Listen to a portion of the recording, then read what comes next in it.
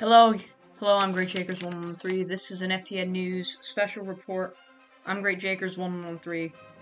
We are coming on the air because NASA is going to be hitting hitting an asteroid with a satellite in a DART will be NASA has a DART spacecraft will be targeting.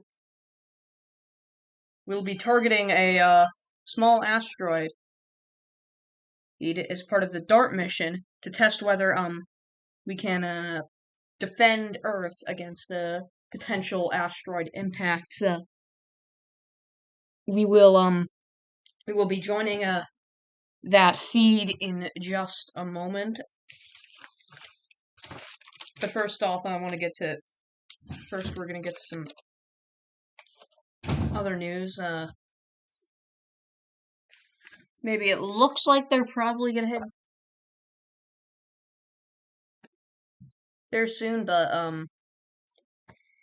target is a small asteroid's moon. The asteroid known as Didymos was discovered on April 11th, 1996. It is about a half a mile wide. It travels in an orbit that crosses the Earth, making it what astronomers call a potentially hazardous object. In November 2003, it went pretty close to Earth. It missed us by less than 4.5 million miles, which sounds like a lot, but on like a astronomical scale, but in a cosmic scale, that is like very, very close. Next year it'll miss by even less, coming within 3.6 million miles of the planet. However, it is not on a path to hit us. As for context, the moon is even closer than this planet, than this asteroid, sorry. We're now join them now. Technique. It's the first planetary defense method of its kind. NASA's double asteroid redirection test will intentionally ram itself into an asteroid and alter its orbit forever. At the crossroads of science fiction and reality, DART is part of our plan to defend planet Earth against potential future impacts. The test to protect the future of our planetary defense method takes place today.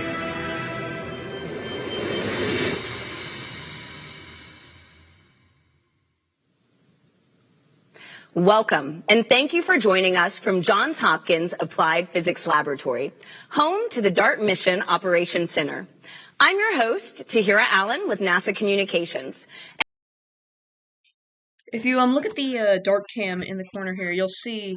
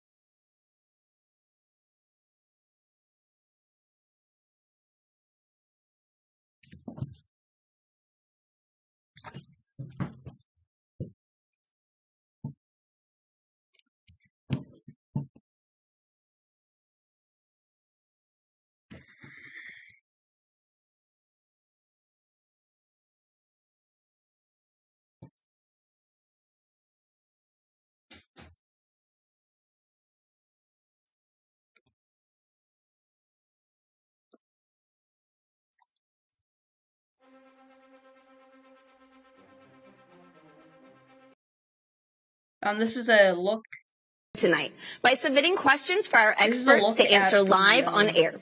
Feed from the spacecraft. As you can see, the white dot there is Draco. The white dot there is the asteroid. As if you look It will be getting closer over time. To be in the middle of the action tonight. Hey, Tahira, I am feeling great. It is awesome to be back here after co-hosting DART's launch just 10 short months ago. How's the energy over there? Wow, that's amazing, Samson. You know, everybody's super excited. I've been talking to some scientists and engineers before the show, and it's really just anticipation about what's going to happen tonight. So with that, could you give us an update on how things are going with mission operations? Glad you're enjoying it there. This is going to be fun. So I mentioned launch, right? It was a huge event. NASA launches have become a staple of life for space aficionados.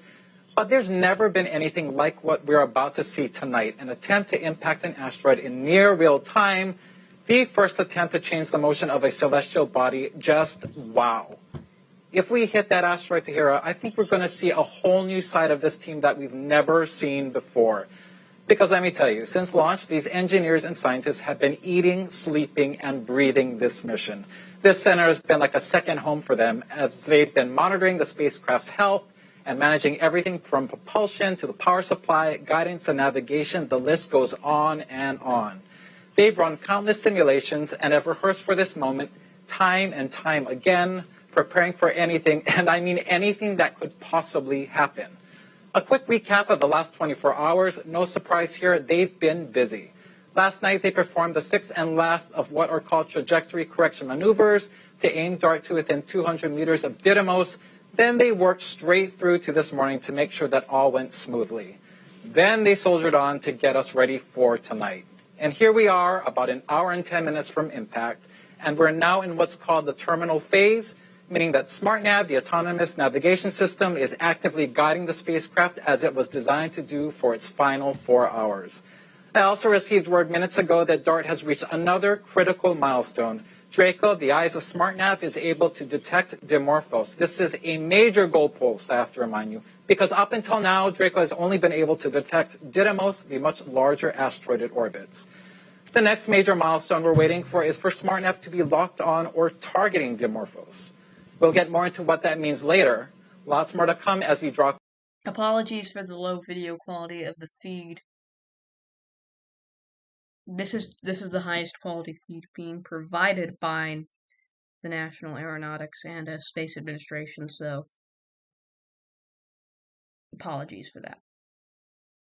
Force Base. On November 24, 2021, DART has traveled over 400 million miles. And now, in just over an hour, we'll witness the spacecraft collide with asteroid Dimorphos in an attempt to change its orbit forever. The DART spacecraft is about the size of a vending machine and uses hydrazine thrusters for propulsion and roll-out solar arrays for power. It's traveling at about 14,000 miles per hour and will complete the last 4 miles of its journey in just 1 second. DART is on a collision course with asteroid Dimorphos, which is about the height of the Washington Monument and, more importantly, poses no threat to Earth. Dimorphos sits within a double asteroid system and is the smaller moonlet asteroid orbiting its larger companion Didymos.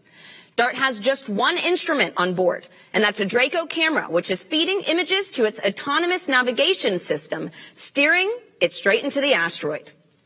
Now, teams from around the world have worked hard to get us to this moment.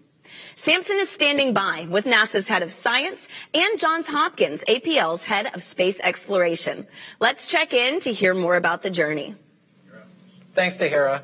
To help give us some insight into what it takes to imagine, much less attempt, a mission this ambitious, I have with me Thomas Zurbuchen, Associate Administrator for NASA's Science Mission Directorate, and Bobby Braun, Space Exploration Sector Head at Johns Hopkins APL. Thanks. Gentlemen, thanks so much for being here.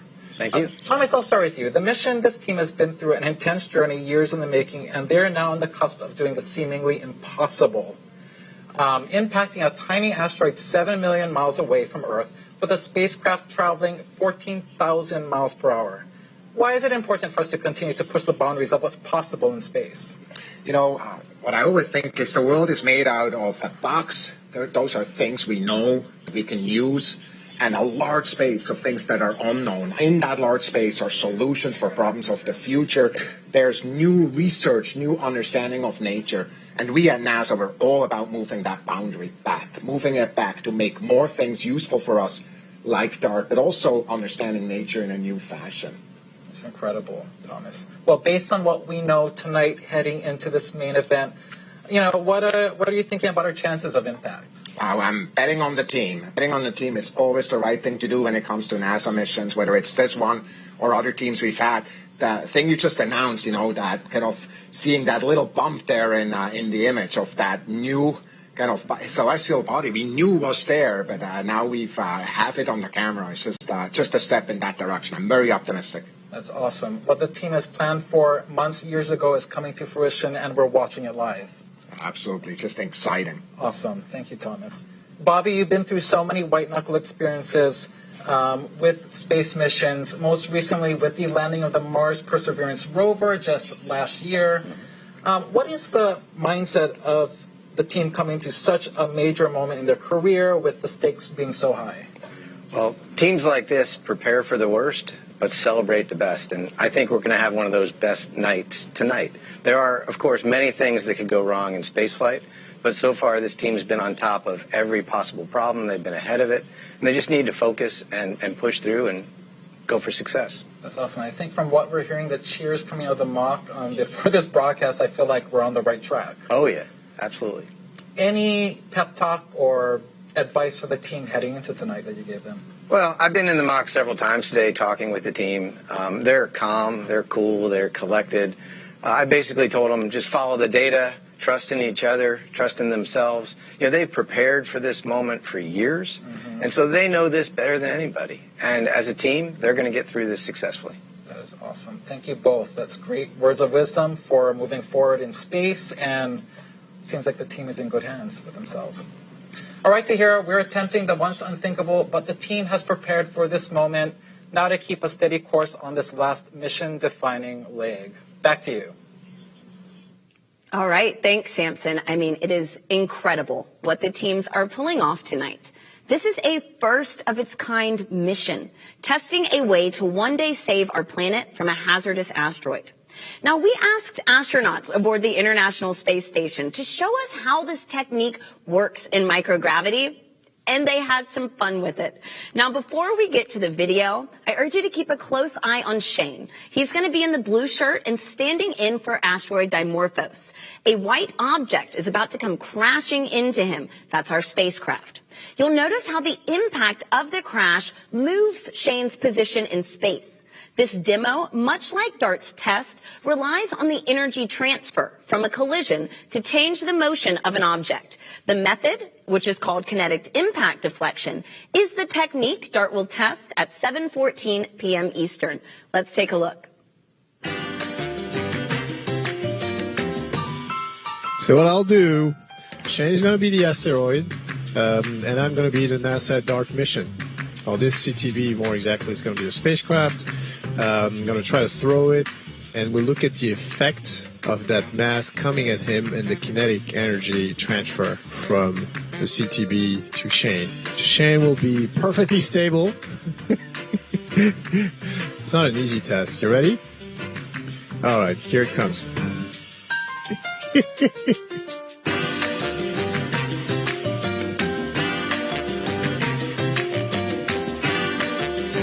I've redirected Shane successfully. Pretty good. All right. Now back on Earth, we're taking your questions live in just a few minutes. Send them in using the hashtag Planetary Defender and stand by.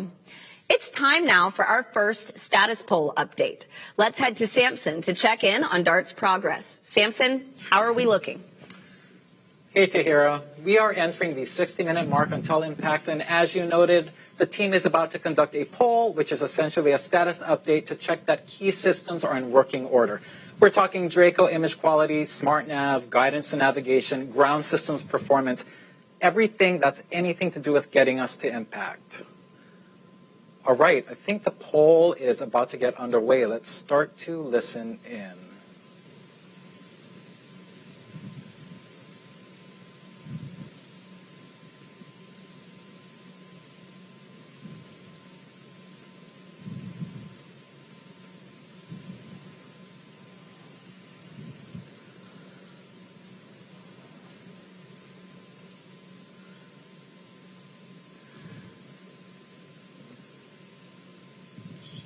We are waiting for that poll to begin any second now. Martin F1 off console.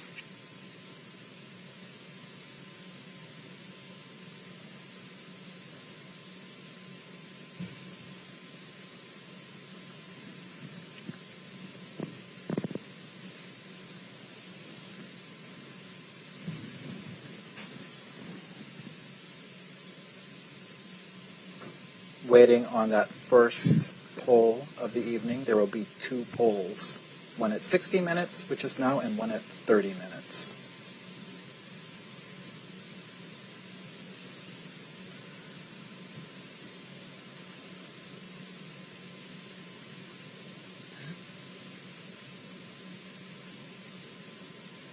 Afterward, we should be hearing from Elena Adams, the mission systems engineer, to give us a summary of what we'll have just heard.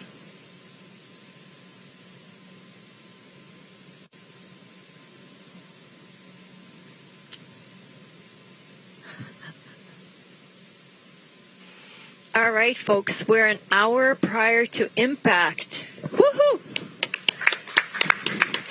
And we're seeing Dimorphos. So wonderful, wonderful. All right, let's do our poll. Image quality? Let's start with you.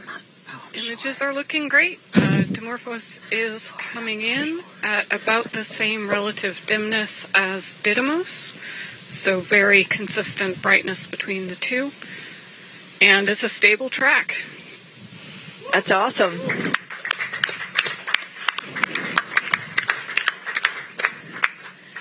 All right, SmartNav? SmartNav is looking good. We're sitting at about 30 meters of projected mist distance. There is no movement right now on the bars for doing a maneuver, but we do expect that when we transition in about 10 minutes that we'll see a maneuver at that point. Yeah, that's great. And at this point, because we have a stable track, we do expect to transition over at that correct. time. So that's really good. Whew, that's good. All right, GNC. GNC is nominal. We're ready to burn. That sounds good too. And maneuver. All right.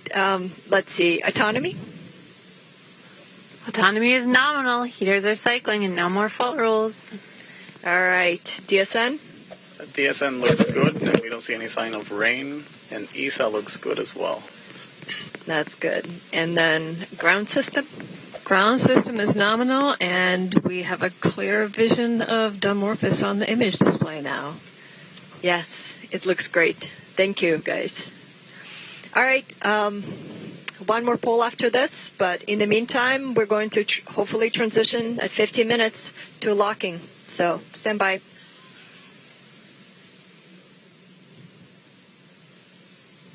All right, we're going to hear from Lena ourselves to give us a update.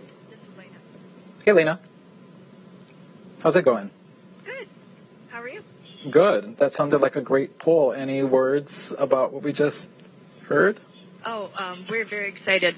We are starting to see Dimorphos for the first time. It is looking great. It is just about the same dimness as Didymos as we expected. And so we are getting ready to transition. We have a stable track at this point. It's about 7 pixels in size. And, yeah, we're ready to go. It's great news, Lena. Thanks so much. I'll let you get back to it. Thank you. Wow, that was a great update. Joining me in reacting to that bit of news is Angela Stickle, planetary geologist and a DART investigation team lead. Angela, you just heard the poll. You just heard Lena. Things seem like they're going really well. What are you feeling? What are you thinking? Oh, I'm so excited. This is fantastic. We can see Dimorphos, and we're on our way. Gosh. Basically, we just got to keep humming along, right? Right. It's awesome. Heading in. Gosh, well, let's quickly talk about the next major milestone that's ahead of us, locking on target with Dimorphos, which could happen as early as 10 or so minutes from now. Right now, SmartNav is still targeting Didymos, right? But locking onto Dimorphos means, all right, Dimorphos, you are bright. You are consistently bright enough. I'm ready to start targeting you. Can you dive into what that means a little bit more? Yeah, exactly. So SmartNav is looking for bright parts of the image. And so as Dimorphos gets closer and it's brighter and bigger, SmartNav will just target onto it as opposed to Didymos, and we'll be on our way to impact. That is awesome. Thank you, Angela. That's very cool stuff. Good luck with the rest of the evening. Thank you. Great. And while we wait, we want to invite you to celebrate the life of an important member of our DART team. Pulling off extraordinary events requires extraordinary people. And Ray Harvey was just that. A leader, an engineer, a friend. Ray devoted his life to making the impossible possible. Tonight, we pay tribute to DART's former mission operations manager. Ray Harvey was our mission operations manager for DART, but I've known Ray since I've been at the lab, which is about 14 years. As a young engineer, having people like Ray was actually extremely important because you could go ask Ray a question. He would tell you a joke, but he would also give you an answer, so you didn't feel awkward asking questions. You would just feel good coming out with more knowledge, but also you had fun in the process. I've known Ray probably since I started working here almost 25 years ago, and he was always like a good mentor and a sounding board for anything we were doing. I think everybody learned something from Ray, his leadership skills, how to treat people, how to work as a team. Ray was a pretty amazing person. Even though he was fighting this terrible disease, he made it a point to be involved in all the rehearsals and all the activities going on DART. He led the mission operations team to the last few days of his life. He was really hoping to make it to the end of this mission. He meant so much to this team and to getting us to this point. It represents so many years of hard work of him and also the team, but him leading that team. And so the DART spacecraft is a tribute to Ray.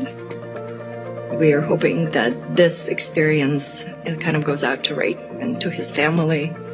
We will really miss him, and we already miss him.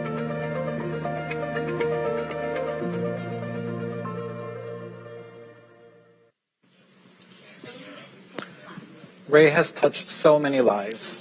Even in the short time that I knew him, he was so generous with his knowledge, and he made you feel like you belonged.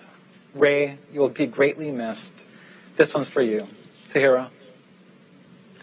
Thank you, Samson, for that beautiful dedication. Now, if you're just joining us, we're under an hour away from the DART spacecraft's head-on collision with Asteroid Dimorphos. DART's mission is a test of a planetary defense technique that could one day save humanity. Rest assured, the test poses no threat to Earth. The spacecraft is almost 7 million miles away from us right now, and you're watching a live stream of its approach to Dimorphos. It takes about 45 seconds for the images you're seeing in the DART cam to make their way back to Earth. Any moment now, we should learn if DART is ready to commit to impact. While we wait, I'm here with Andy Rivkin, DART Science Investigation Lead, and Mallory D. Coster, DART Impact Modeler. Andy, Mallory, while we wait to learn if DART is ready to commit to Dimorphos, I can't help but wonder, why this asteroid? That's a great question. The way that the double asteroid redirection test was designed, it was to measure the period change in a binary asteroid system. So we needed a binary asteroid, so that eliminates some number of objects. We needed something with a moon that was small enough that we could move it with a strike from a spacecraft, but not so small that we wrecked the moon. So when you kind of tick off all the possibilities, Didymos really ended up as the best choice and really the only choice that would provide a mission in this time period. See, I want to go back to that. You mentioned having a moon that we could push but not destroy. Could you, now in pop culture a lot, we see that, oftentimes the idea is to just totally try to demolish the asteroid. Why have we chosen to not test that technique this time? Yeah, the conventional wisdom for planetary defense is that you don't want to disrupt an object and blow it into a zillion pieces, but you want to keep it intact and just move it all as one piece. Because if you move it all in one piece, then you can keep track of it a lot easier. If you blow it into a million pieces, then some of them might still Earth, and you don't want to miss a thing. Yeah, we might have more issues then. So we know that we have the perfect test subject. Mallory, now can you help us understand how, if mission success, DART's mission tonight can help improve models for mitigating hazardous asteroids in the future? That's exactly right. So we stand to learn a lot from this DART impact.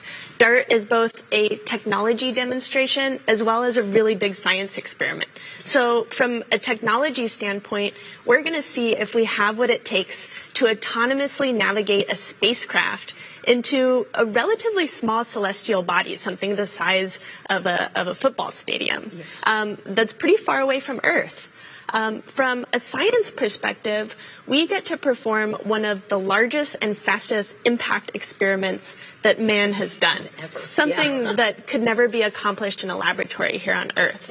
So we're going to learn how these large sizes, these fast impact velocities, and also these sort of extraterrestrial asteroid materials respond to deflection. Wow, I mean, there's so much about tonight that we don't know, and it seems like your fun is just getting started, right, until after impact. So, Mallory, Andy, thank you so much.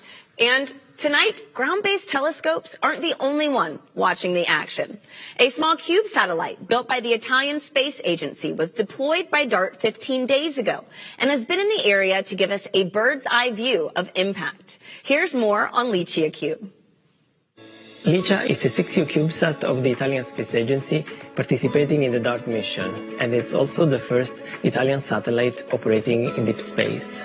Licia Cube mission objectives is to support DART in documentation of the impact effects, in particular in terms of the ejecta of materials that will be released from the asteroid surface after the impact, and also imaging the non-visible side of the asteroid during its flyby. Licia Cube will acquire images using its two different cameras, Leia, a panchromatic camera, and Luke, an RGB camera. Therefore, we can better understand the nature of the asteroid Dimorphos impacted by DART. By means of our Scientific Operations Center in SSDC ASI, we will distribute and process the images in order to make them available to the entire team. We are here in Argotech's Mission Control Center in Turin, from where, together with ASI, we monitor the status of Licia Cube. The batteries are charged, the radio is communicating correctly, and the navigation altitude is on the right trajectory. Everything is ready for the most important part of the DART mission, the impact with the asteroid. DART is a global effort to prepare humanity for the unthinkable. Before the spacecraft can complete, the autonomous navigation system must first confirm a lock on target. This is a key milestone that we should be hearing about soon. A lot of very interesting stuff going on at NASA right now. Get you back in just a moment to that.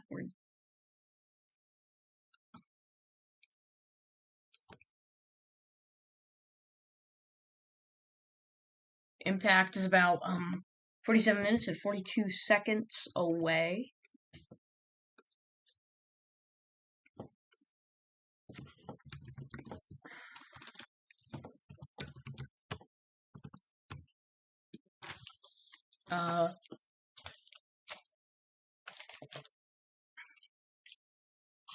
Just want to give you a brief update on Hurricane Ian. It has strengthened into a hurricane a few hours ago, and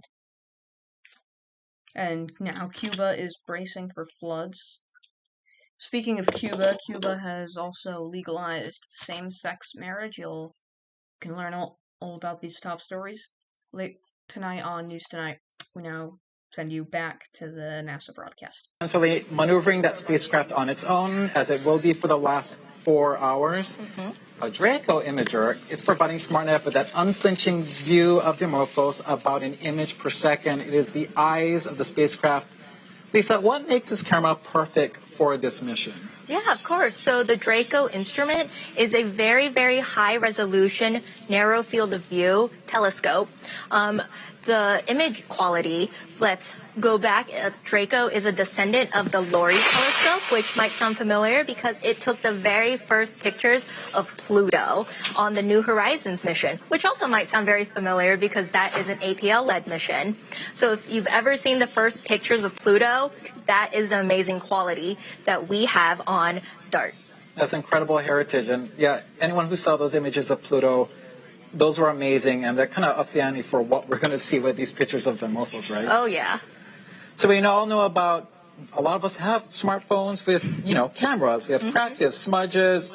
How did your team try and get a higher quality feed?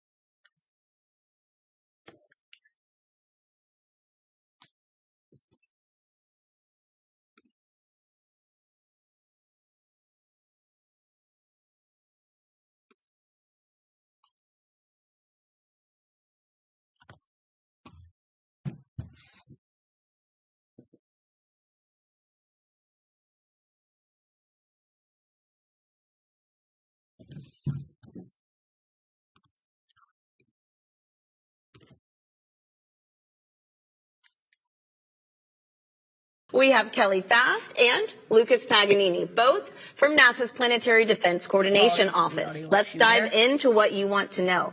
So, Kelly, Lucas, before I get to social media questions, we actually have a special question from a familiar face, especially if you're into football. So let's take a moment and hear from him.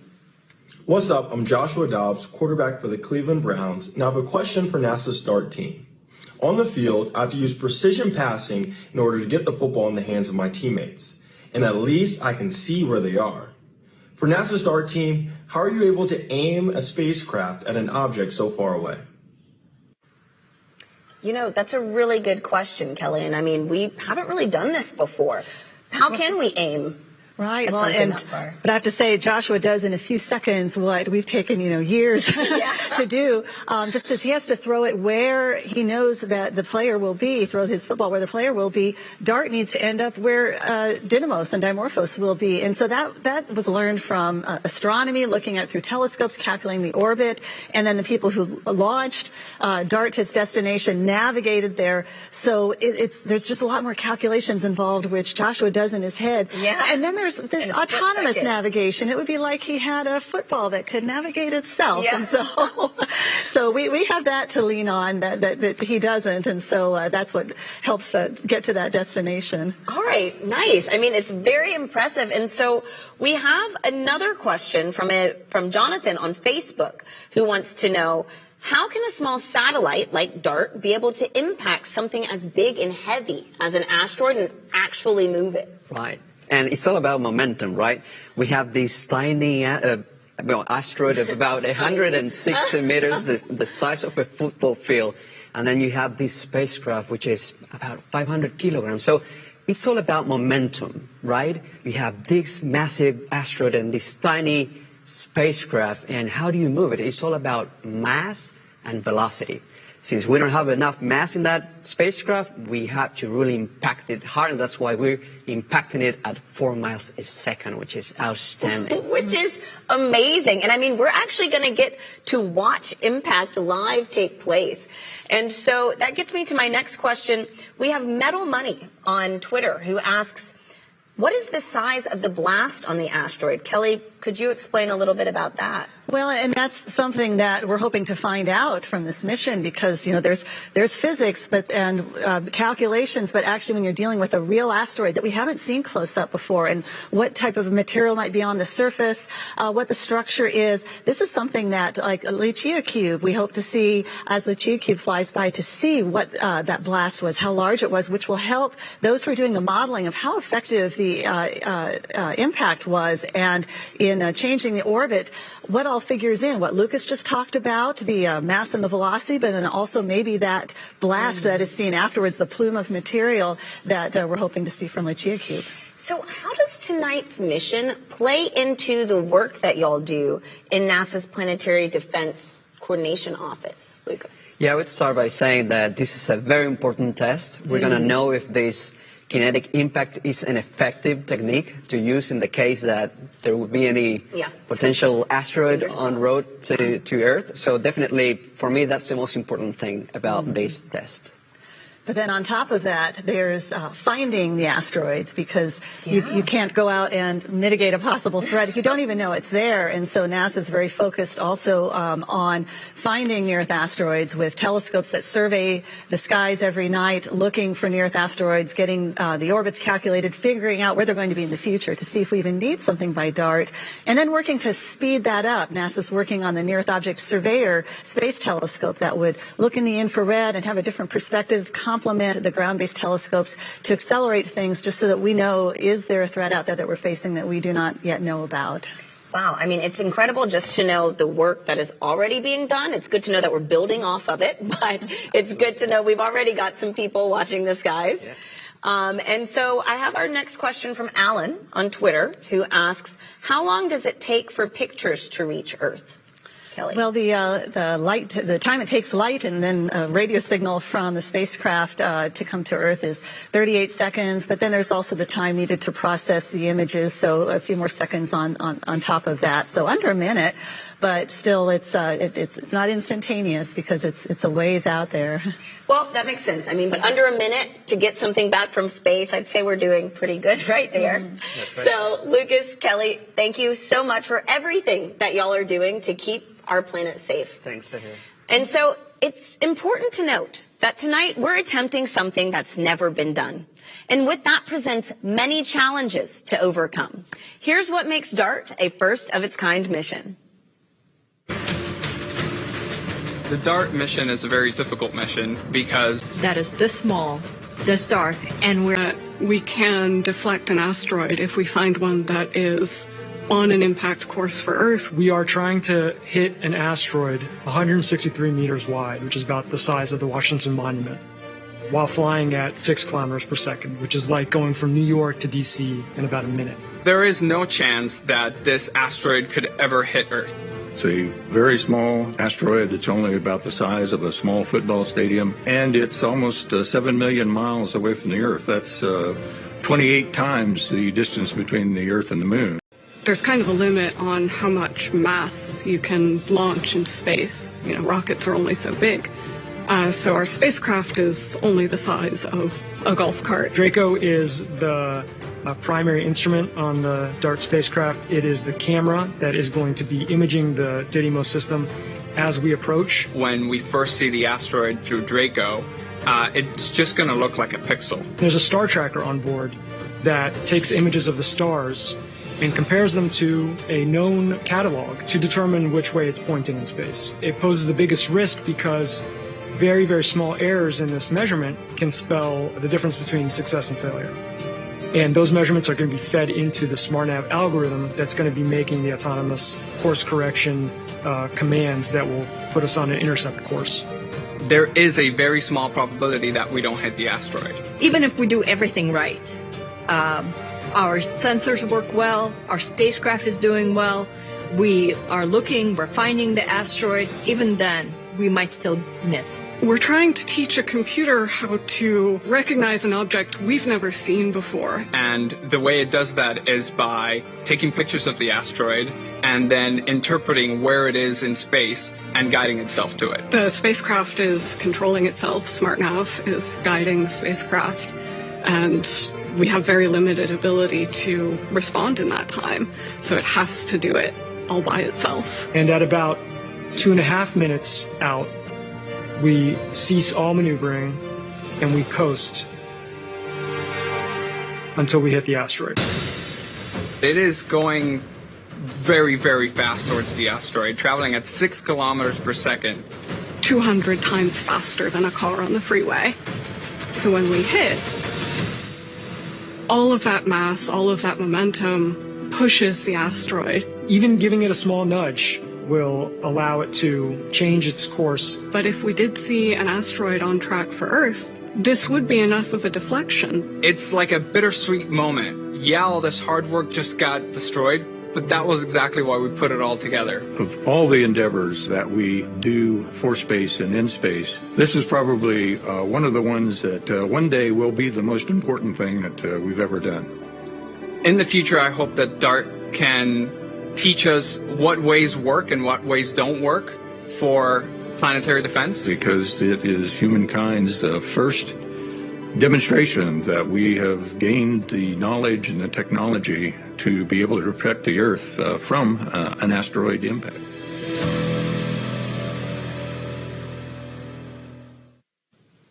Space exploration is rooted in pushing past boundaries. Remember, tonight is a test, and we hope to make impact.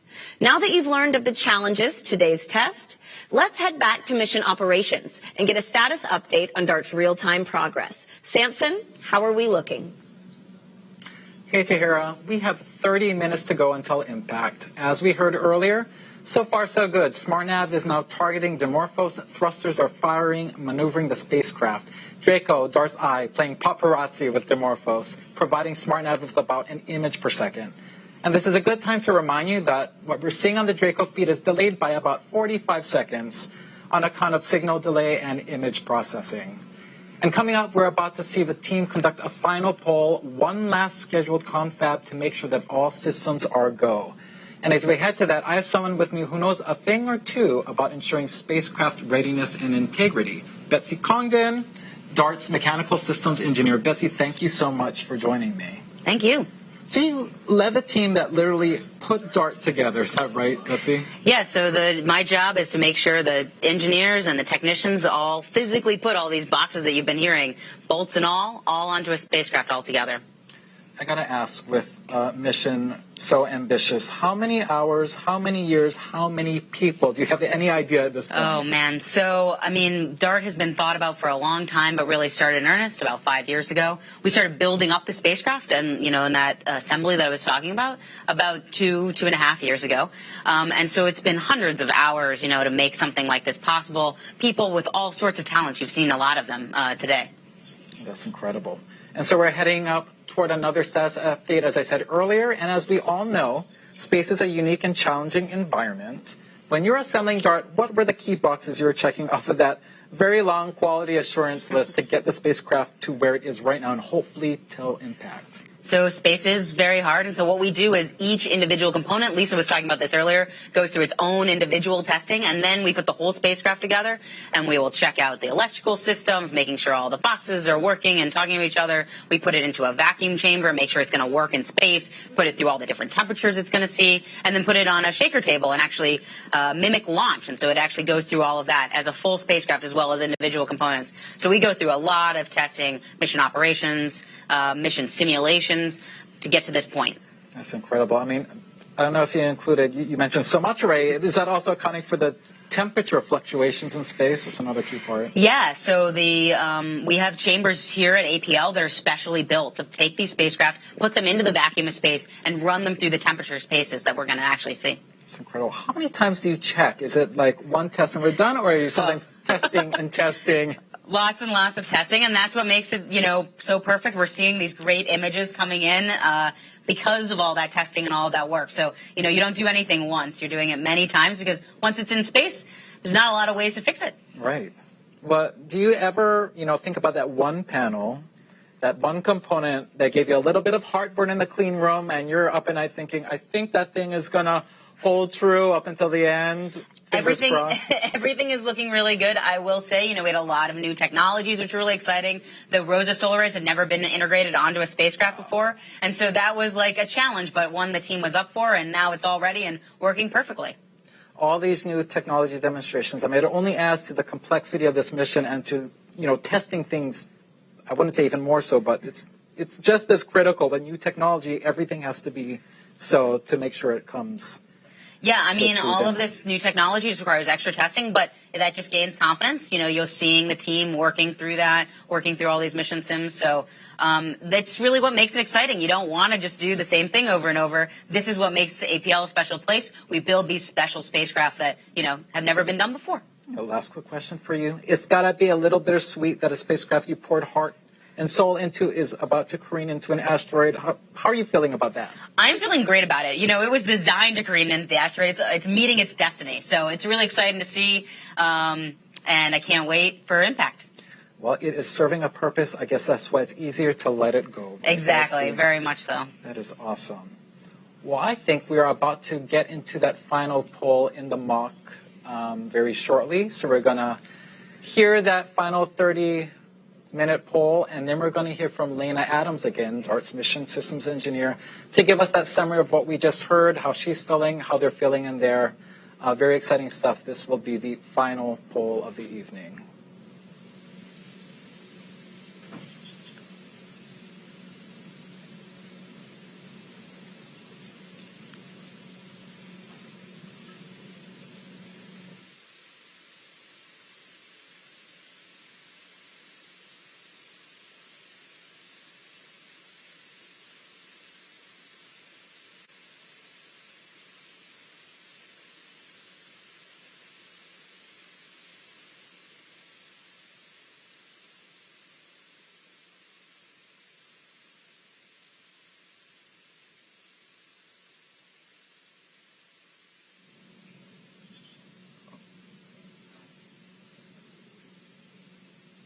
We are awaiting that final poll.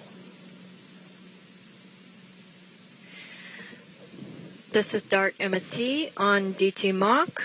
It is time for the last status poll. Yes.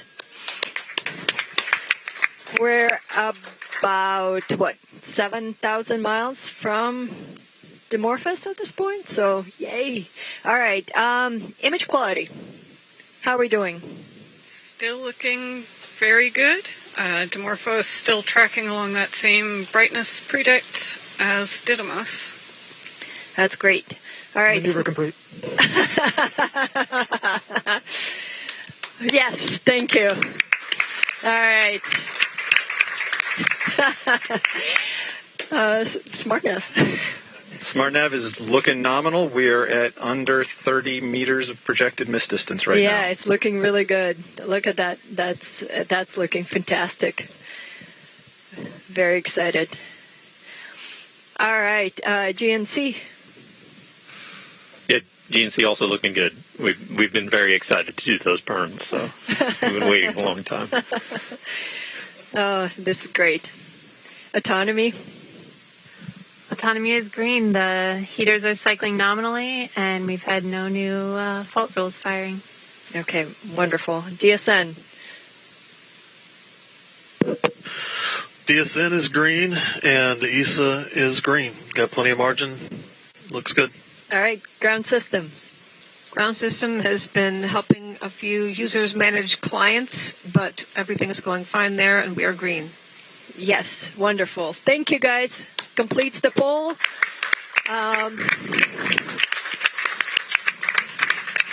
Last one. All right, so Didymos is looking like itself. We'll see what Dimorphos is looking like soon. In the meantime, we're going to transition to precision lock at 20 minutes. That's our next milestone.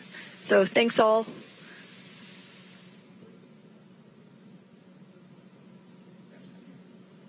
All right, we're about to hear from Lena Adams from the Mission Operations Center.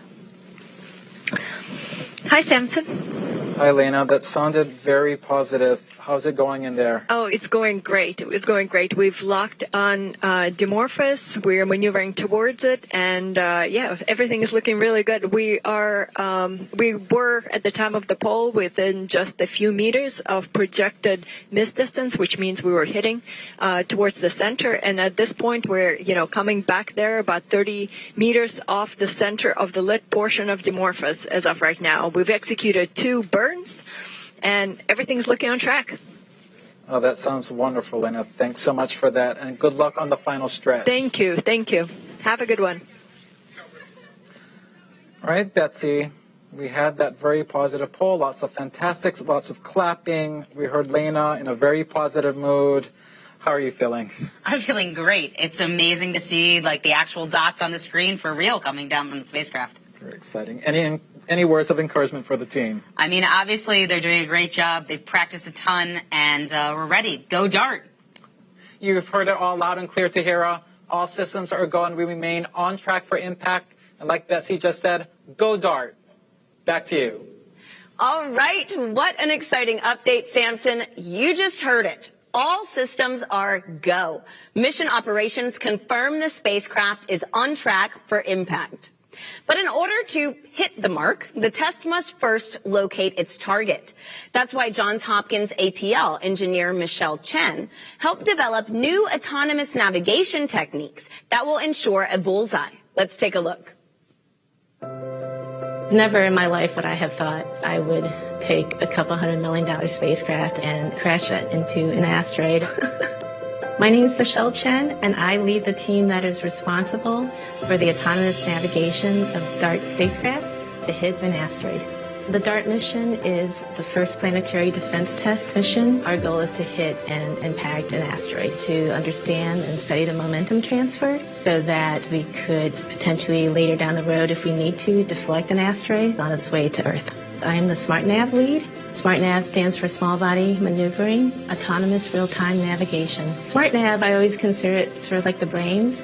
And so the camera, Draco, is essentially the eyes. The algorithm has to identify and hit the target in the field of view of the camera. We're flying at over 6 kilometers a second. It essentially occupies a pixel up until possibly 30 minutes prior to impact. And then that's where everything gets really exciting. And so you could just imagine if it was a human being joysticking this.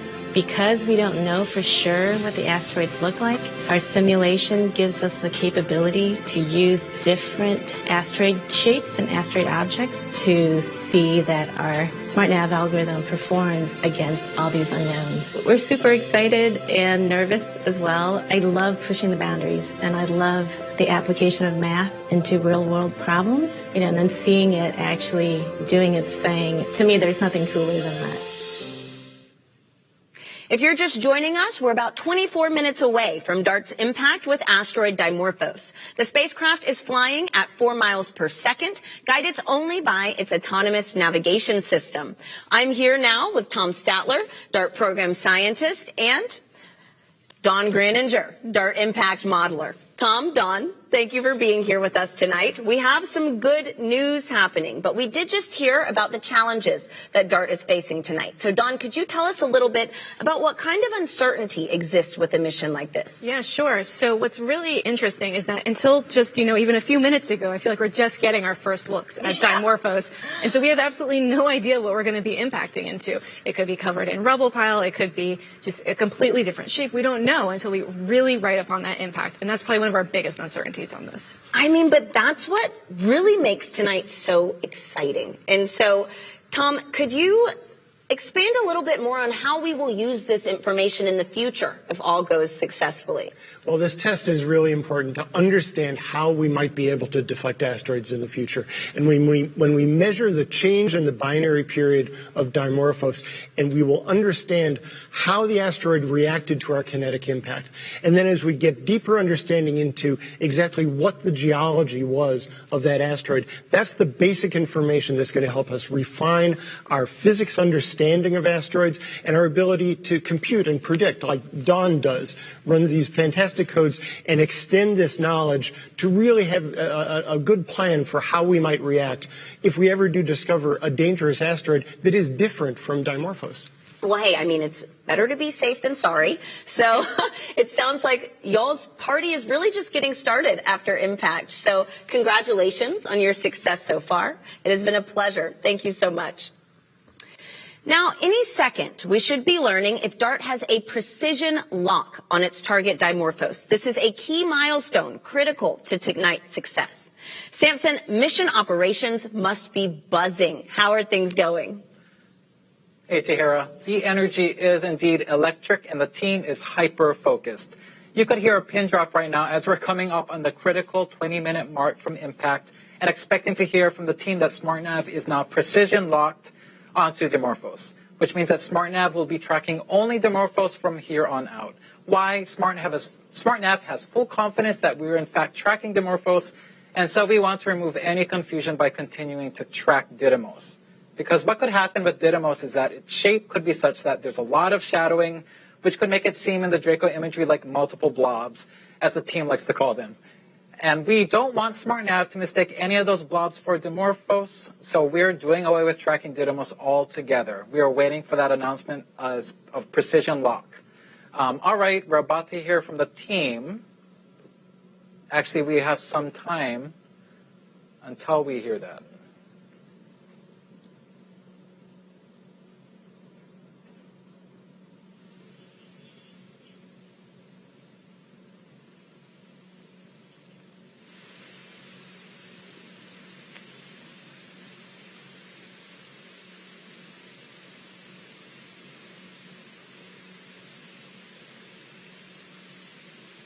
And now let's listen in for that confirmation of precision lock.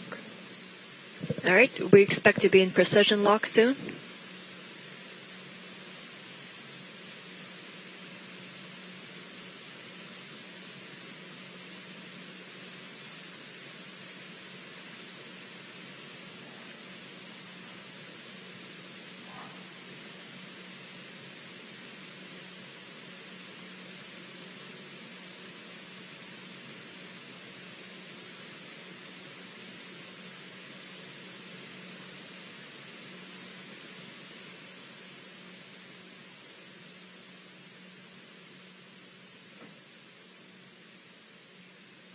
We are waiting for confirmation of precision lock.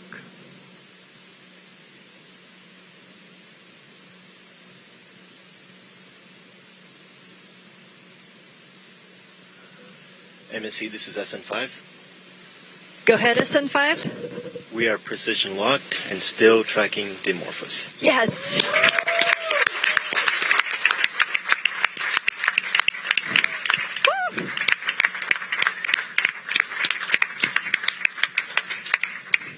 We are soon going to hear again from Elena Adams.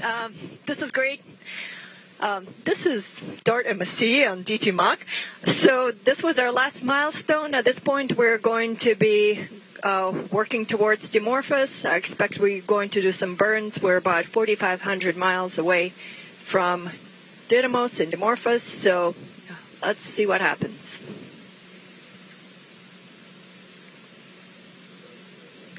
Ground Staff 41, C2. Right, joining me now to react to that bit of good news is Lindley Johnson, NASA's Planetary Defense Officer. Lindley, you heard Lena, we are now precision locked, a lot of applause, things are looking good. And we are now headed for the moment of truth. How are you holding up? Oh, I'm doing great. The team's been doing great. The spacecraft's doing great.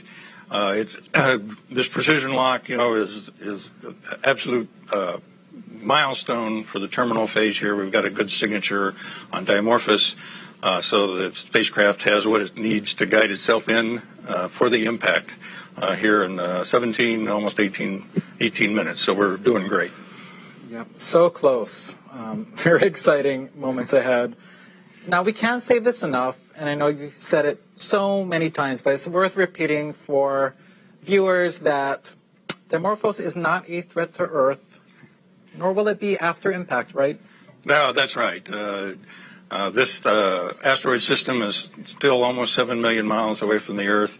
It's at its closest point in the orbit right now to Earth. So from this point forward, it's going to be moving away from Earth. So there's no chance of anything here. We've got to look for all the other unknown asteroids out there still to find what the hazard really is. Thanks so much, Lindley. I'll catch you on the other side of impact. Oh, okay, if you can. Back to you, Tahira. All right, thanks, Samson. It is amazing to know that we have a precision lock on target Dimorphos. Now, we have a fun way for you to join our mission, and it is by signing up to be a planetary defender. Visit bity.com/planetary defender. Take the quiz and receive a certificate like this one. Now, once it's official, show us on social media using the hashtag Planetary Defender. Now, telescopes from around the world are observing tonight's impact to ensure that how successful we are at changing the asteroid's orbit. They'll be measuring this success. And you may be wondering, how does that happen?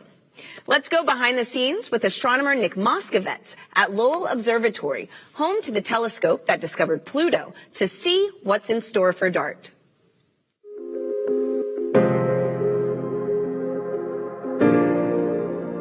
This is Lowell Observatory. Lowell is one of many observatories around the world that will be observing the DART impact, NASA's first ever planetary defense test mission, to see how much a spacecraft impact can deflect an asteroid in its orbit. This is where Pluto was discovered, and we are still doing research in all areas of astronomy today. So let's go check it out.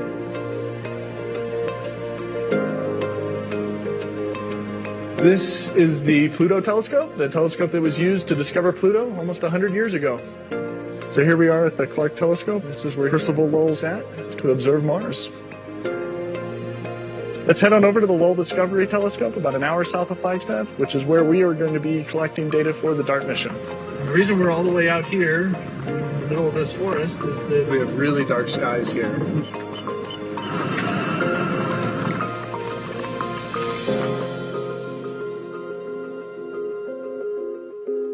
And this is the Lowell Discovery Telescope. This is what a 4.3 meter telescope looks like. This is what we will be using to study Didymos and Dimorphos in the days and weeks after DART impact. The DART spacecraft will be hitting an asteroid called Dimorphos. It's special because it's a binary asteroid, which means a satellite around a larger asteroid called Didymos. And DART will actually be hitting Dimorphos. And what we will be measuring is how much DART changes the orbit of Dimorphos around Didymos. So this is an important test for planetary defense mitigation strategies, in case we ever have to do this for real. The Lowell Discovery Telescope is one of many telescopes around the world which will be used to study Didymos and Dimorphos. It's really a global coordinated effort. And what we're looking at here is a large 4.3 meter primary mirror that's in the middle of the telescope tube here. Up at the top is a secondary mirror. The secondary mirror up top there is what is focusing the light down onto the instruments and allows us to take images with the camera that's located down at the bottom. This is maybe one of my favorite hidden rooms at the telescope. We're like standing inside the telescope, underneath the telescope, 100 tons above your head, held up by this and this, which is cool. It's sort of, as you can see, the highest peak around here, just over 8,000 feet. You come up here for sunset, because you know, sun setting right there, it's perfect. For DART, we're going to be collecting images of the night sky. And typically an observer would be here in front of one of these consoles, controlling the instrument and taking images like these as they're coming in off the telescope. DART is really a sort of before and after experiment.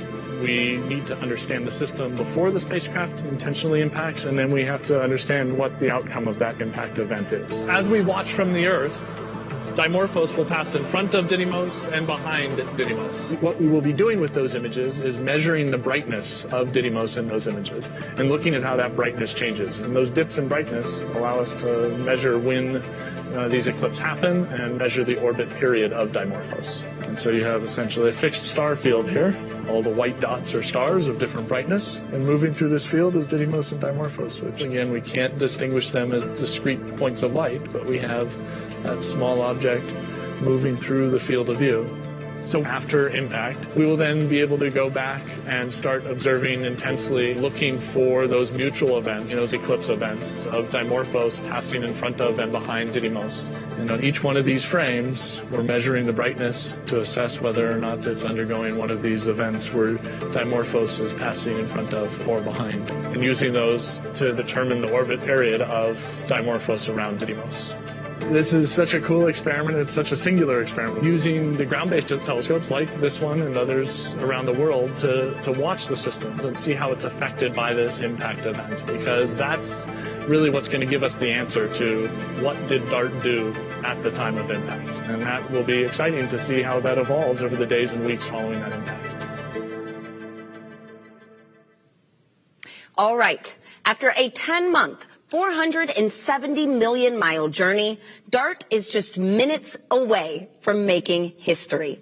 A truly global effort. This mission has brought together people from around the world, united under one goal: to find a way to protect humanity from a hazardous asteroid if one were ever discovered. Now, usually NASA spacecraft are intended to operate for many years or even decades, but not DART. DART was built to be destroyed. DART is a mission of firsts, proving that a spacecraft can autonomously seek, find, and approach a target in space that's so far away we don't even know what it looks like. It also marks the first time humanity will have moved a planetary body in the universe. I said that correctly. Now, at this point, the spacecraft is controlling itself, making small maneuvers to ensure it's lined up with its target. DART is speeding through space and will cover the last 4 miles of its journey in just 1 second. Coming up, we'll hear the final updates from mission operators and witness the big moment live from space.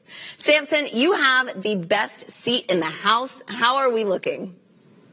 You're right, Tahira. Front row tickets to the biggest event in town, and things are looking good. We are T-minus 10 minutes to impact, and DART is precision locked onto Dimorphos and zooming down the home stretch. Now, we have a lot to cover in the time we have left, and I'm thrilled to have with me Lori Glaze, Director of NASA's Planetary Science Division, with me for the ride. Lori, such a pleasure to have you. Oh my gosh, I am so excited to be here and really happy that we are here in this final 10 minutes. We are almost there. Well, you were just in the thick of it with the team up until a few minutes ago. What is the atmosphere like in there? I can only imagine. It's really, it's great. I mean, they're excited. Every time there's a marker that we meet a milestone, everyone is cheering and very excited. But there's also almost a sense of a calm confidence that with every milestone, everything's going as planned. We're found and we locked on the target as planned, pretty much at the right time. They're looking at the brightness and the reflectivity of the object, and it's more or less what they expected. Everything is performing as expected, and so there's a lot of cheering and happiness, but just kind of a sense, hey, we've been planning for this a long time, and we've got it. We've got this. We've been planning for this. We can hear applause left and right throughout this evening, all good signs. What are they focused on at this critical juncture, Lori? It is basically years of planning, 10 months of making sure we get to this point after launch, and they've been juggling a lot. Is there anything in particular that they are glued on as we enter this moment of truth? Yeah, so the main thing they've been watching is, getting to that point where we could do the precision lock, where we had good enough signal coming back and enough confidence in where we are relative to Dimorphos that we could really do that precision lock onto the target. And it's hands off now, right? We're not, the spacecraft is going to drive itself, and really focused on that, that point where they could be precision locked. And they're also thinking about looking at and reassessing continuously what's the probability of miss, right? As you get closer and closer, that probability should get smaller and smaller, and it is. It looks really, really good right now. Well, it sounds like the game of thinking, of wondering, really doesn't end until that last second comes to pass. So they can do a lot of great up until this point. We just have to see this through to these last few minutes. Well, and in a few minutes, speaking of that, all the years of thinking, of doing, planning, reacting is finally coming to an end. From 5 minutes to impact, there will be no more opportunity to send any commands to SmartNav in the Mission Operations Center. The team will be purely spectators, the data coming in, and they are just wetting it out like the rest of us for the first time. Lori, this is huge both from an operational perspective and also an emotional one, isn't it? Yeah, it is. I mean, you can imagine, I'm really excited about it, and I've been engaged with this mission for, the last 4.5 years that I've been in my current role. But this team has been working so hard on this for so many years, and they've put so much of their energy and their time into this, and so much planning and rehearsing, and it's a really big event for them to, like you say, just counting down and watching. At this point, there's not much else they can do but watch and see the fruits of all their work. Yeah, I've gotten to know many members of this team over the past few months, and there's a lot of alpha individuals on there, right? You need a good mix of alpha people to make sure we get to this point. I can only imagine what they're feeling. Perhaps, like you said, a little bit of relief, a little bit of, can I let this go? I have worked for this moment so long, and now we can no longer do anything. That moment is just coming up. Yeah, but I think they're ready. I think they're at that point. You're getting some shots of Elena Adams, the systems engineer, and you can see the excitement in her voice. She's so ready to show the success of this mission. This is awesome. 5 minutes out, which we're coming up on now. The team will be hands off 2.5 minutes from impact. SmartNav, which has been guiding the spacecraft autonomously for 4 hours, will also step away, stop any maneuvers. DART will simply be coasting to its fate. This is blockbuster stuff, Lori. Oh, yeah. We are there. Yeah. I have front row tickets, and we are very soon about to open up these airwaves in the Mission Operations Center. We'll stay plugged in all the way through impact. Remember, at this point, 5 minutes out, no more commands to SmartNav will be possible. The team is watching it just like you and me and the rest of us.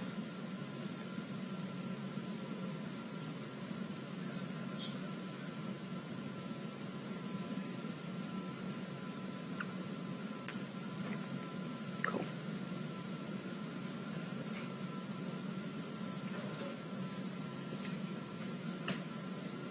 All right, we've reached 5 minutes from impact. The final command opportunity to SmartNav has passed, and the team is simply watching that data stream in just like we are. Also remember, there is a 38-second lag for the data to travel to Earth, and also an additional few more seconds for image processing. It's important to note that.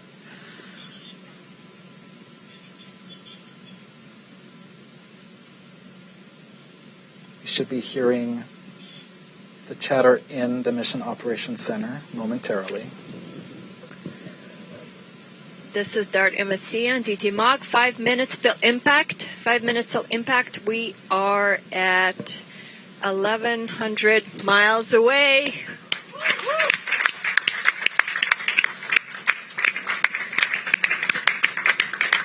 Also, our window for sending any commands to the spacecraft is done.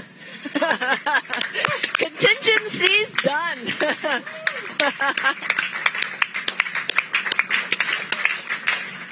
This is a great vibe in that Mission Operations Center right now, Lori. It really is. They are so excited.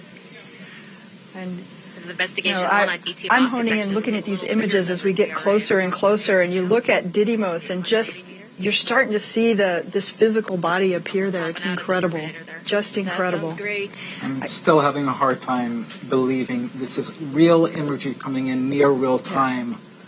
Yeah, but you've been watching it over the last 30, 45 minutes go from just being a collection of individual pixels, and now you can actually see the shape and the shading and texture of Didymos, and we're going to see that same thing with Dimorphos as we get closer and closer.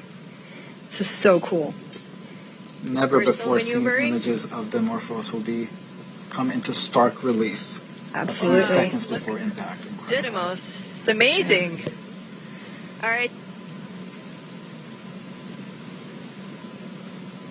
The team is standing, just recognizing this moment, years in the making. It is really nice to see them relax a little bit, get off from those computers that they've been glued to, and just appreciate this moment that's coming. Yeah, and they've earned this. It's just great to see them there. This is so cool. Lori, we hit another major milestone. We are now 2.5 minutes from impact, and SmartNav has stopped maneuvering the spacecraft. DART is now coasting toward Dimorphos, and we hope into the history books. Absolutely. This will be, I'm sure you've heard it many times tonight, humanity's first ever attempt at trying to move another celestial body, and also our first attempt ever to execute a mission in sole purpose of planetary defense. So what an exciting time. Yeah, and I'm starting to see Dimorphos start to come into view there. You can see it starting to take shape. I'm starting to see individual boulders on Didymos. Unbelievable clarity of images there. Coasting on in, our projected miss distance is going to be about 17 meters. All right.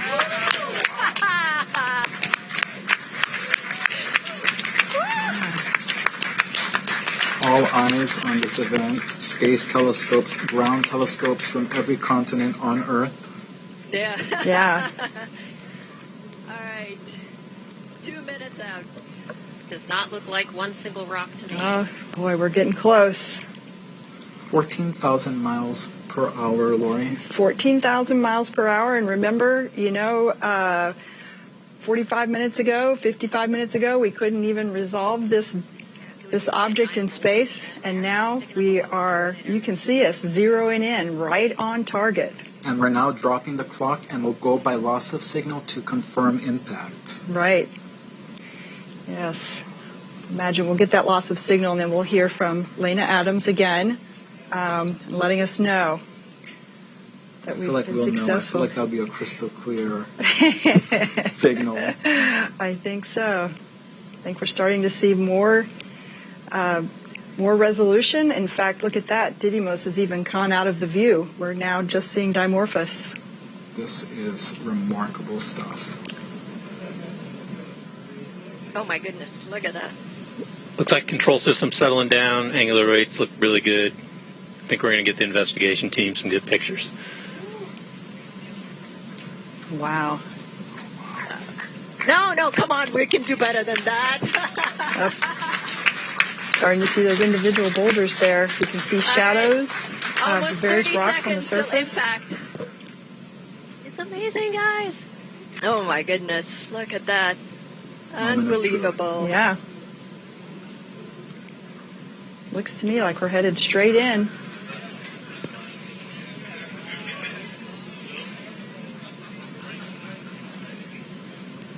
Oh my gosh. Oh wow. Yeah. Oh my goodness. 8, 7, 6, wow. 5, 4, 3, 2, 1. Oh my gosh. Oh wow. Awaiting visual confirmation. All right. Let's see. We got it? Waiting. And we have impact. A giant leap for humanity in the name of planetary defense. Woo. Fantastic. Oh, fantastic.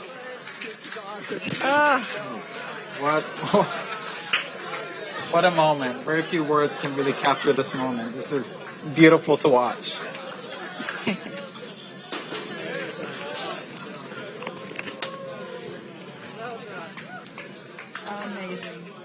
Amazing. What a team. What a team and what an accomplishment. Team. A few weeks ago, they had their last dress rehearsal. They were getting emotional at the dress rehearsal. They're like, this is crazy. We're getting emotional. This is not the real thing. I can only imagine what they are feeling right now. Yes. Well, you can see them there on screen. They're all pretty excited. Wow. Hearing impact, the curtains close on Draco feed. That raw joy from the team, years of hard work and the weight of expectation lifted off their shoulders. This is amazing.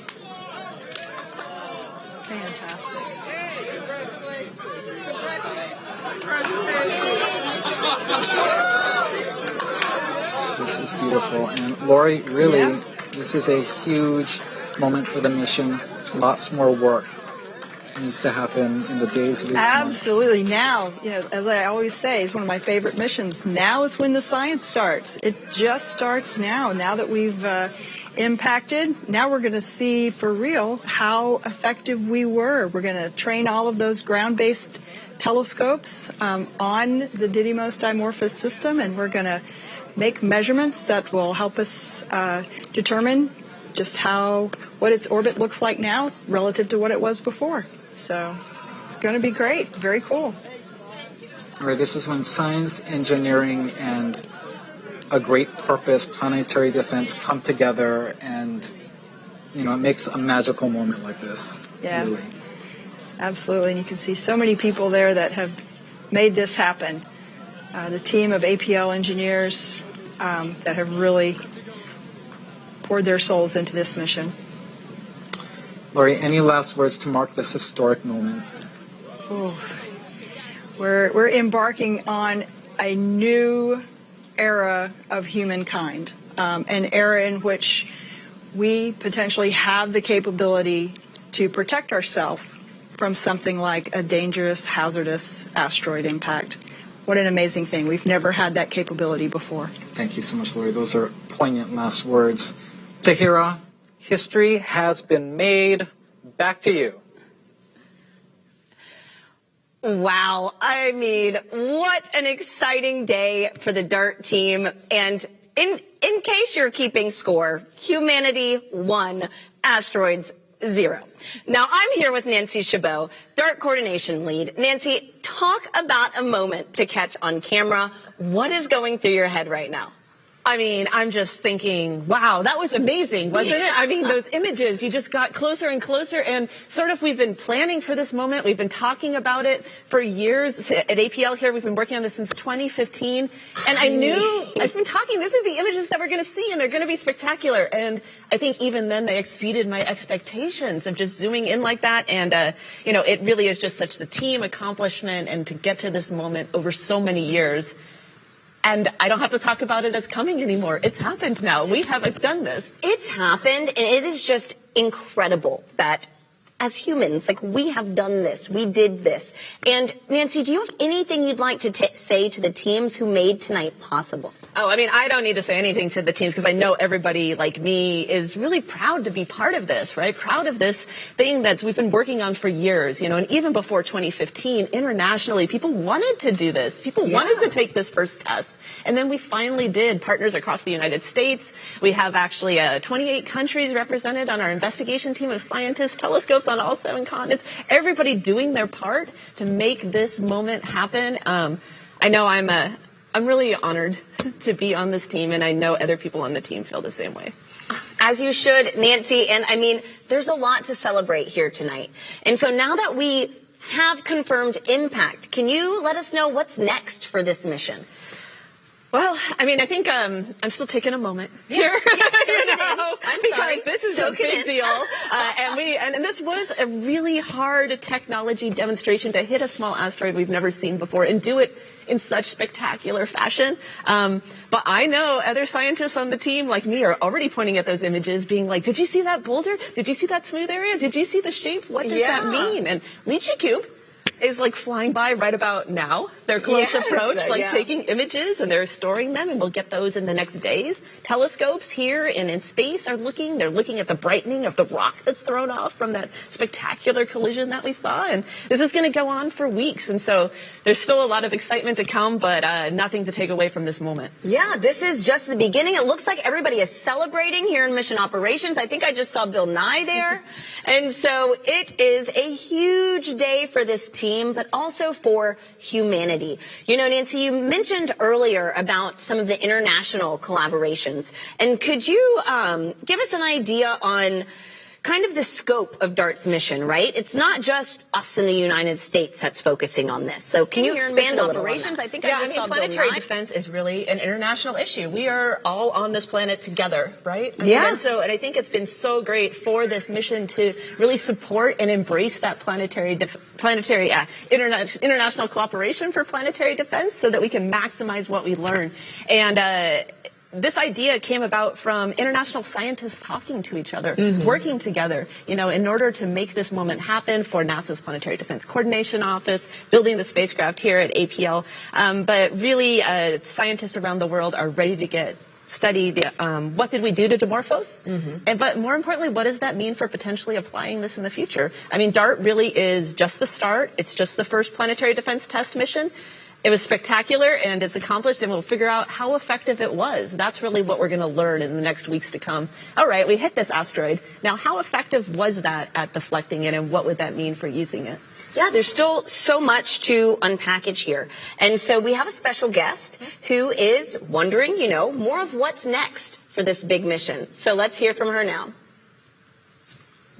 Hey everyone, I'm Danny Hansen, American Paralympic rower and hydro athlete. And first, I would like to congratulate the entire DART team on crossing the finish line. So congratulations. And with that, here's my question. Now that DART has impacted, how will you know if the spacecraft has actually changed the asteroid's orbit? That's a good question. Yeah, I mean, so this is a double asteroid system. So all we've done here actually is change slightly how Dimorphos goes around Didymos, right? And the telescopes on the Earth have studied this for years. So we knew it used to be 11 hours and 55 minutes. What is it going to be now? And so the telescopes are going to measure that period change. And they're so good at this. They've done it for decades already to get us to that point.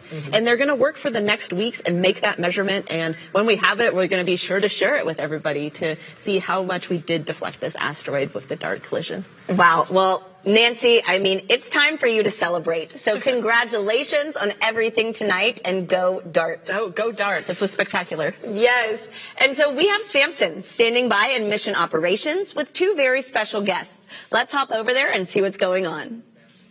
Thanks, Tahira.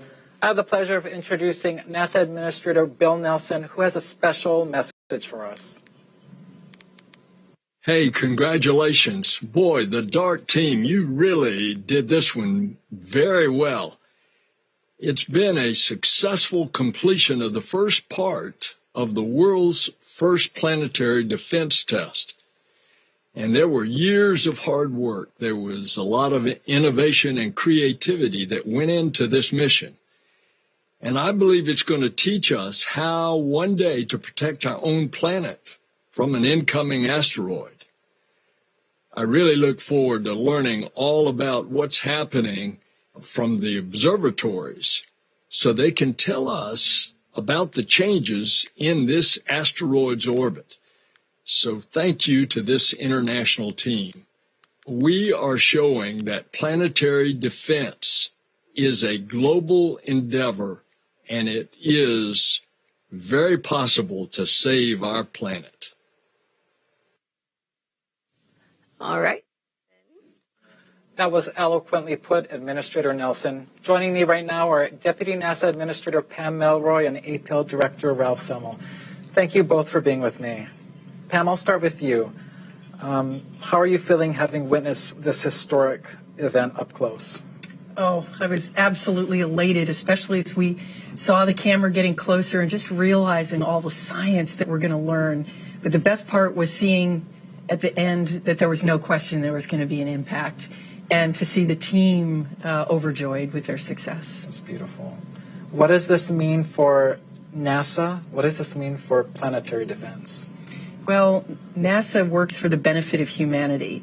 So for us, it's the ultimate fulfillment of our mission to do something like this, a technology demonstration that, who knows, someday could save our home.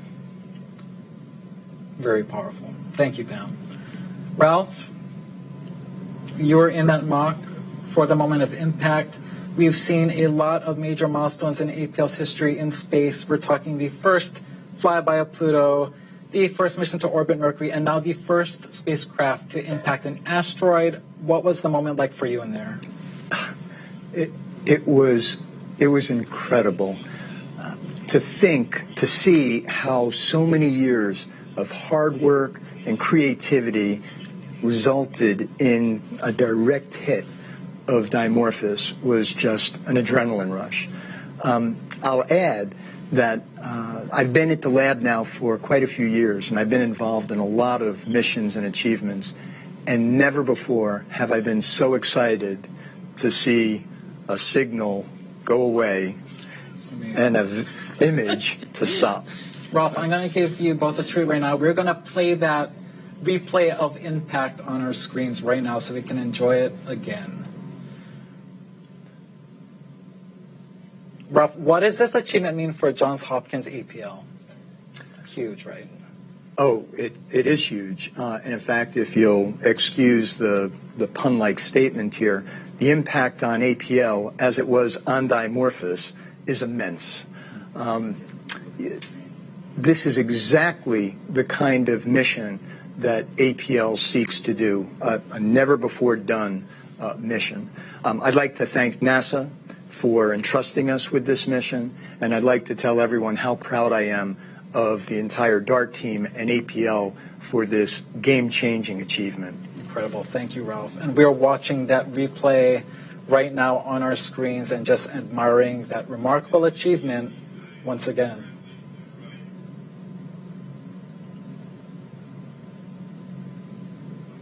They were just tiny blobs of light, and now they are real objects to us, which is amazing. Never before seen up until today. That is amazing. You know, it's just as good the second and third time. Yes.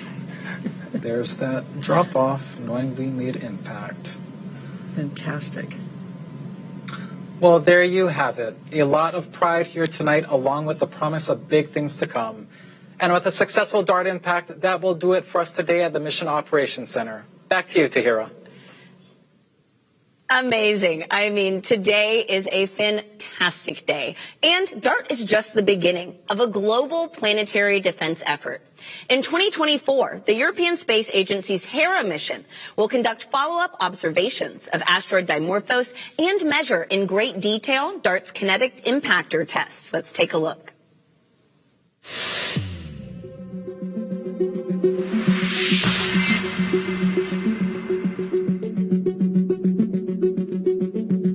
The DART impact is going to be an incredible moment, something we've been looking for over 17 years. My name is Jan Carnelli, and I'm leading the Hera mission for the European Space Agency. The deflection by DART will be measurable from ground with telescopes. However, only with Hera coming up close and inspecting the asteroid will unveil all of those parameters that will allow us to plan for a deflection mission if one day we need one. This is the propulsion module of the Hera spacecraft that will take us to Asteroid Dimorphos and will allow us to study the results of the DART impact.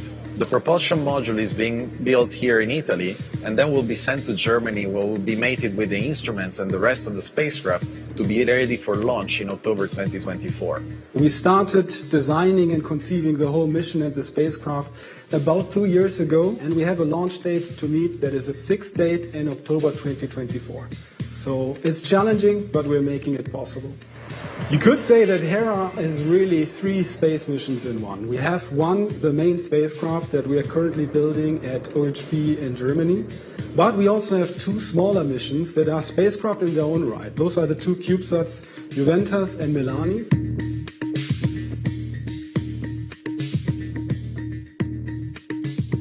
The CubeSat I'm working on is Milani, which will perform spectral measurements and dust detection following the DART impact. My name is Margherita Cardi from Tevac International in Italy. We will work alongside the other CubeSat, Juventus, which will perform Kahneman X-ray of the asteroid to understand the internal structure. This is going to be the first time that we have CubeSats on board an ESA spacecraft. Once we arrive there, we will be deploying the CubeSats in order to complement ESA's scientific observations, taking more risk, but also trying to have higher rewards. The CubeSats will be installed on 2 panels that will be mounted on each side of the structure of Hera. They are just the size of shoebox, however they contain complex technology which will really allow to bring added value to the Hera mission. Hera and DART represent a fantastic international collaboration between NASA and ESA. The 2 missions complement each other and will validate an asteroid deflection technique that we could use in the future to protect planet Earth.